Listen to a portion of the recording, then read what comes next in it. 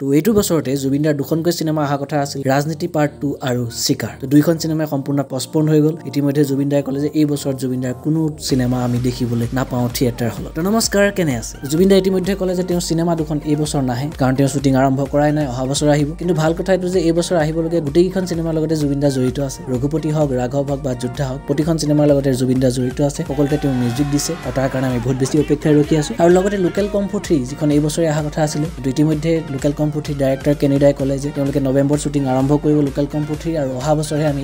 cinema হলত দেখা পাম তো যিসকলে জুবিনদাৰ সিনেমা আৰু লোকেল কম্ফু 3 কাৰণে ৱেইট কৰি আছে তেওঁলোকৰ কাৰণে দুখৰ খবৰ যে তেওঁলোকে আৰু অলপ ৱেইট কৰিব লাগিব আৰু মোষ্ট হাইপেড সিনেমা ৰাঘৱ আৰু ৰঘুপতি তো ৰঘুপতি আমি সকলোৱে গম পাই গলো 2 জুন তাৰিখে আহি আছে আৰু মাত্ৰ কেইটামান দিনৰ পিছতে আমি ৰঘুপতি সিনেমা হলত দেখা পাই যাম কিন্তু ৰাঘৱ সিনেমা এতিয়ালৈকে আপডেট একো দিয়া নাই আৰু যদি আপোনালোকে তেওঁলোকক সোশ্যাল মিডিয়াত ফলো কৰি ৰাখিছে তেতিয়ালে গম পাব যে ৰাঘৱৰ শুটিং আৰম্ভ হৈ আছে ৰাঘৱৰ শুটিং হৈ আছে কাশ্মীৰত হৈ আছে লাডাখত হৈ আছে তো হয়তো অতি সোনকালে আমি তাৰ আপডেট পাই যাম দুদিনমান আপোনালোকে অপেক্ষা কৰা ৰঘুপতিৰ পিছতে ৰাঘৱৰ এটাৰ পিছত এটা আপডেট আমি পাই যাম আৰু সেই আপডেটখিনি মই আপোনালোকক জনাই যাম আৰু অসমীয়া সিনেমা জগতৰ লগত জড়িত নতুন আপডেটবিলাক পাই থাকিবলৈ চেনেলটো সাবস্ক্ৰাইব কৰি লওক আৰু ৰাঘৱৰ ৰিলিজৰ বিষয়ে মানে কম যে অক্টোবৰ